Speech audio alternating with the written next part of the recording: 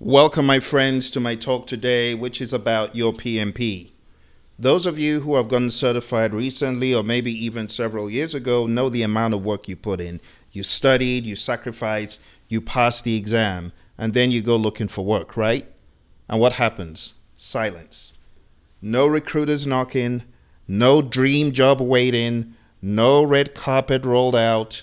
It's tough. It's real. And it's something a lot of new PMPs don't talk about enough. I'm here to tell you you're not alone. And more importantly, you're not stuck. Let's have a very quick reality check. Let's be honest. The PMP is a milestone. It's not a magic wand. Passing the exam does not guarantee a job. What it does is it gives you a foundation for a professional vocabulary, a set of tools, and a seat at the table. But the seat doesn't mean you'll be served dinner. You still have to present your value. You have to communicate your impact and show that you can solve problems.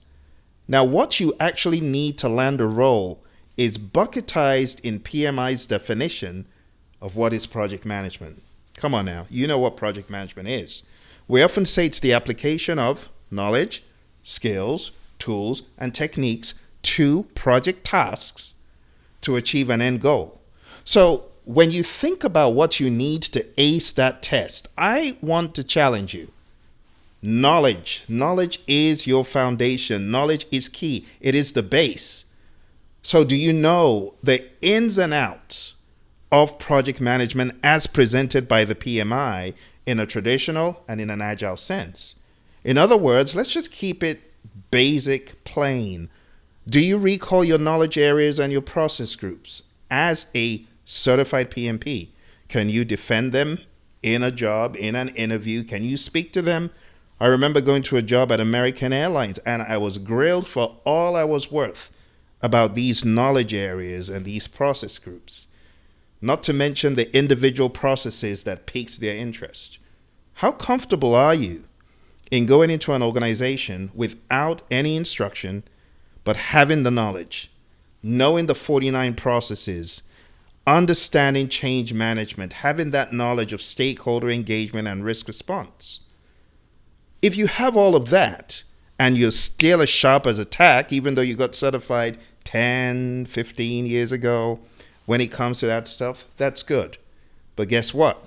Knowledge alone will not land you that job. That's right. You need to go to the next level. So what did I say? Knowledge and skills and tools and techniques. So let's talk about the tools, because for me, I have seen a gazillion times tools get me in the door. Where would I be without understanding Microsoft Project? I tell you, my career would not have taken off the way it did. But these days, people don't just use Microsoft Project alone. They don't just use Primavera alone. In fact, very few people use that. Nowadays, it's the Confluences and the Asanas and the Monday.coms and the Jiras of this world, not to mention all the other Microsoft tools. You gotta know that stuff. If you're looking to get a job in the major firms today, you need to know your tools. I encourage you, invest in tool knowledge. Invest in the tools themselves. I know, they're all in the cloud. It's a software as a service, very annoying model. You got to keep paying monthly, I know. But do it because you need to show proficiency in these tools. Your resume should be optimized for project-based language. You should have a LinkedIn profile that tells a compelling project story, as well as your tool story, right? You should also be aware of the situation, task, action, result model, the STAR model that showcases your thinking. And if you haven't already gotten a personal GPT that knows your ins and outs, you should, because that tool can help you get better with interviews that may be tool-centered, because some interviews just are. In addition to the tools, you need skills. So we talked about knowledge and skills. Well, you need communication. Are you able to hold a conversation? Are you able to hold a conversation with C-level executives, touching on the milestones and the bullets that they're looking for? Or are you a rambler? Don't be a rambler. You got to cut down on the rambling. What about EI, emotional intelligence? Can you lead a team through ambiguity? Do you feel comfortable stating your claim to managing change in an intentional and deliberate fashion? What is your problem solving approach? What is your leadership stance? What is your leadership mindedness? If you're asked these questions, even before they're able to see the skills and you're able to feel those questions well, then you have a chance to be called for the interview. But if you're waffling, probably not. The next thing you need is techniques. You need to have a technique for doing what you do, a technique for schedule, cost, scope, quality, resources, communication, risk, procurement, stakeholder. You should have a method to the madness. Have you got one? What about strategy? Do you have a strategy for your projects, your programs, your portfolios? If someone threw you into a new chaotic program, project, or portfolio, what would you do first? Do you have an answer to that? If you don't, these are signs that there's a lot for you to get good in. And I encourage you, take this transcript because it's given to you in YouTube, and I want you to analyze where you are weak so that you can ace your next interview. So are you applying with strategy for jobs? Are you applying with intention, or are you just spraying your resume all over the place? You got to be targeted, you got to be resilient, and you got to be deliberate. Now let's talk about resilience. This is a season. I don't want you to confuse delay with denial. Now for me, when I got certified, I needed to get to a whole new level. I wanted to go up a notch. I didn't expect to find myself where I eventually did, but one thing I did was play the long game. I can apply all day long with intentionality. Study the company, understand the products, understand what they're about, have some skin in the game, get into the organization's groove, and go for the interview. And it will just be so evident that you are pretty much one of them, just needing the paper to make it official. So for me, after getting PMP, I started speaking like a PMP, with command, with authority, not just waiting to be told what to do, but bringing solutions. Bringing solutions, and that's what I've always done since PMP. I learned the importance of taking the initiative. So the training organization I had started part-time, I took it up a notch. When the recession hit, I went harder. I became a registered education provider of the PMI. Now times have changed. I know nowadays eyeballs are the new currency. Some of you have been hesitating even starting a YouTube channel. You look disparagingly at influencers, but you should be an influencer yourself and show people how to do it. Maybe you should have a channel where you teach your own unique band of project management or your own discoveries in the field. Instead of saying, I'm not qualified. Yes, you are. We need more authentic people that really have the certification and are really practicing, not just going off head knowledge, but really sharing real world, real life situations. Maybe that's you. Why don't you have a YouTube channel? Why aren't you on LinkedIn sharing your insights? You see what I'm saying? Why don't you have a podcast? These are the beginnings. Maybe you've been in the world of project management for a while and you have an idea brewing in your head for a totally different business. Why are you not implementing the business? Why are you not applying AI to your business? Why are you not building your business with AI understanding? Why are you in the corner doing nothing? That is not how to play the game. For me, I focused on adding visible value. That was the most important thing. Value before chasing titles. Maybe you're an entrepreneur. Don't just wait. Build. Start consulting. Maybe you can lead projects for a nonprofit in your community, maybe your local church. Do something. Can you teach what you've learned? Be a trainer, be a mentor, be a coach. Go on Wyzant, WYZANT.com and develop a profile if you're in the United States and start coaching and training others. If you truly know what you know and you're truly passionate about mentoring and coaching, you should be on Wyzant. You see, every experience counts. Every problem you solve makes you more credible. You don't have to sit still. You see, a moving ship It's easier to steer. If you're just in one place, there's no momentum. You're just there. Zero, right? Inertia is pushing against you and you're succumbing. No. So I'm going to give you some steps that I feel you can take right now. Number one, reframe your job hunt as a value search.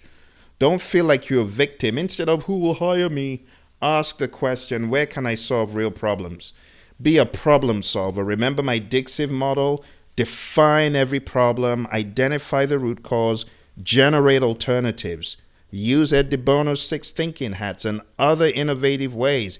Nowadays, you can even use AI to generate alternatives. Choose the best alternative. You can do that with AI agents and humans alike. Implement the alternative, verify it worked. You know how many people are willing to have a problem solver, someone who can solve problems? That's the question you need to ask yourself. Fix your resume and online presence and stop all that, oh, I don't have money to hire an expert to fix my resume. No, AI can do it for you. Prompt the right way. Ask the right questions. And your resume can become like night and day in the blink of an eye with the right prompt. So make your resume project focused. Use metrics. Show ownership. Use the STAR model in your resume. And build a portfolio. Document every project you've led, projects that you might have self-initiated. Show timelines, show results, show tools. Speak results. What have you done? I remember going for a job as a PMP, and what they asked me pretty much was, okay, what have you done in your career? As if I knew, as though on cue, out came products that I had developed for the world of music and entertainment. I was going to a gaming company. Of course, the VP saw it and fell in love with this guy immediately. He has developed products. He understands what products are about. You just never know whether what you've done many, many years ago could be an interesting and helpful bargaining chip. I remember while I was at Honeywell trying to move from defense and space, my time had come to leave because they only allow you to stay so long, and I had overdone it. I had delivered more than I should, and I pretty much replaced myself, right? Pretty much worked myself out of a job, and I had no job on Monday. So I was trying to get into IT effectiveness. And what really helped was going back to my old experience where I had learned web development. And I put that on the resume. The hiring manager saw it, and I got the job. Not only was it in a better office, my favorite Honeywell office, oh dear, on Warner, but it was also more money. Do you get what I'm saying? So you have to dig back to things from the past and use them as a reference point. Don't look disparagingly at your past experience. It very well might be just what the employer is looking for. And I would also advise you to network.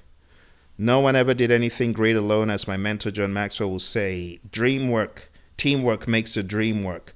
Dream work comes from teamwork, right? Like for me, looking for that job at Honeywell, it was as a result of many people I had mentored and coached telling the hiring manager, you must hire this guy. I couldn't have done it alone. I couldn't have gone hired alone, but you got to network. Sometimes people can speak for you. They can go into places you can't and make the door suddenly open in your favor. Create your own opportunities as well. Think freelance, right? Think training, think local small business implementation. There's so many things you can do, but don't be discouraged. Getting PMP was hard, yes. But what is the next phase is the question for you. This is where leaders are built.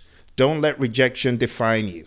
Don't stop learning. PMI has the projectmanagement.com webinars. Oh my goodness. I mean, that is one thing PMI did right? Don't stop learning on that platform. Don't stop networking. Don't stop applying. And don't be afraid to create the door. If there is none open, create your own door. You've got the credential. There's no excuse. Other people don't have two heads. You can do it. Just remember, project managers, they don't wait idly by, oh, I'm waiting for change. You know what project management is? It's moving you from a current state to a future state.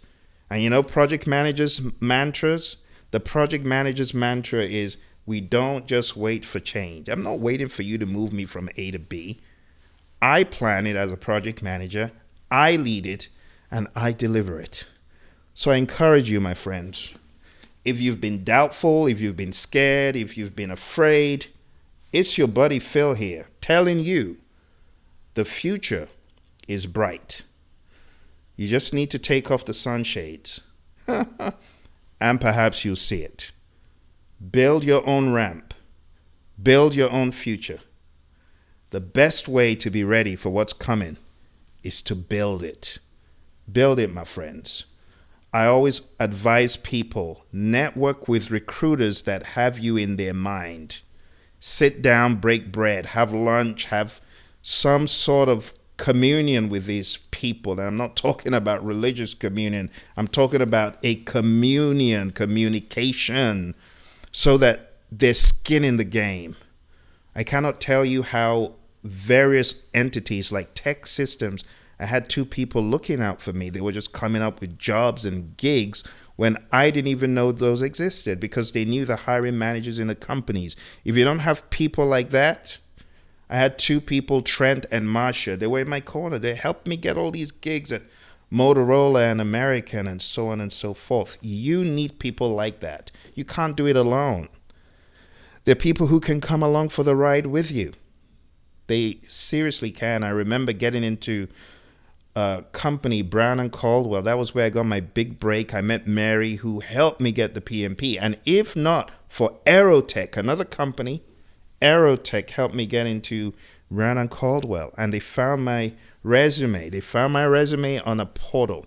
So if your resume is not on Dice, Monster, Career Builder, Indeed, LinkedIn, what are you doing? Come on now. You have to play the long game. You have to use everything you've got. I think you get the memo now. Thank you. If this has inspired you, given you some hope, smash that like button and share it, please. And subscribe. I'll see you next time. I wish you all the very best. Remember, I have a sister YouTube channel, which is called Project Leadership Institute. So if you want more in the world of leadership, in the world of program management, project management, portfolio management, Agile, risk, that is where you should go. So at Project Leadership Institute, you can find it on YouTube. You take care, my friend. Oh, and of course, if you're watching there, go to at Praizion for this channel, Praizion channel. Take care and bye for now.